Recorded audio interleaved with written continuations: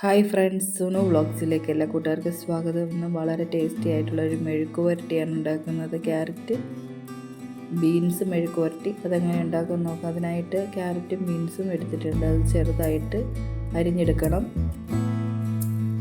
എല്ലാവരുടെയും എരിവിനനുസരിച്ച് പച്ചമുളക് ചേർത്ത് കൊടുക്കണം. ഞാനൊരു 3-4 എണ്ണം എടുത്തിട്ടുള്ളൂ.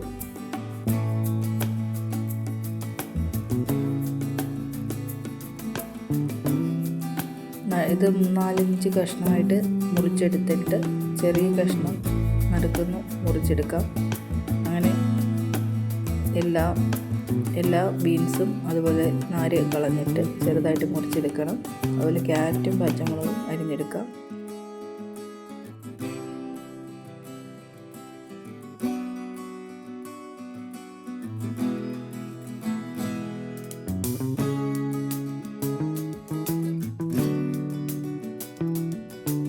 ബീൻസും ക്യാരറ്റും പച്ചമുളകും ഞാൻ അരിഞ്ഞെടുത്തിട്ടുണ്ട്. ഇതൊന്ന് വേവിച്ചെടുക്കാം.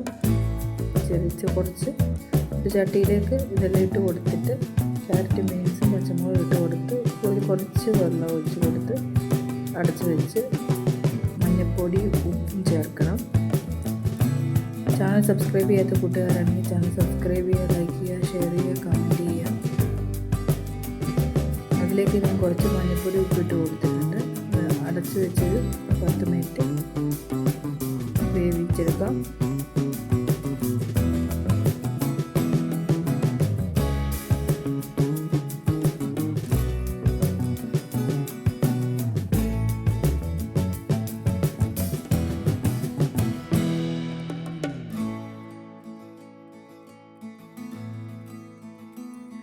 ആവിയിലിരുന്ന് വെന്തിട്ടുണ്ട്. അതിൻ്റെ വെള്ളം പറ്റി കഴിയുമ്പോൾ അതിലേക്ക് കുറച്ച് എണ്ണ ഒഴിച്ച് കൊടുത്ത് നല്ലപോലെ വഴറ്റിയെടുക്കാം.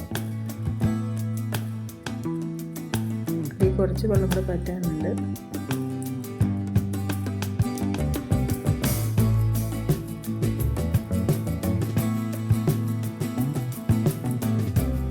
എണ്ണ ഒഴിച്ച് കൊടുത്ത് വഴറ്റിയെടുക്കുക. നല്ലപോലെ വഴറ്റിയെടുത്ത് 5 മിനിറ്റ് കൂടെ വഴറ്റിയെടുക്കുക. വളരെ ടേസ്റ്റി ആയിട്ടുള്ള ബീൻസ് ക്യാരറ്റ് മെഴുക്ക് പുരട്ടി റെഡി ആയിട്ടുണ്ട്. നിങ്ങളൊന്ന് ട്രൈ ചെയ്ത് നോക്കൂ.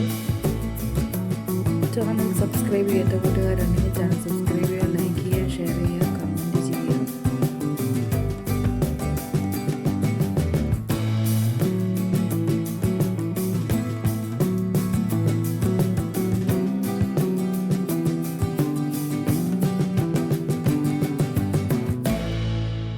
നല്ലതാണ്. ബീൻസും ക്യാരറ്റും കൂടെ മെഴുക്കുവരട്ടി വെക്കുന്നത് സൂപ്പറാണ്.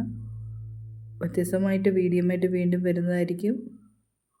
ബൈ.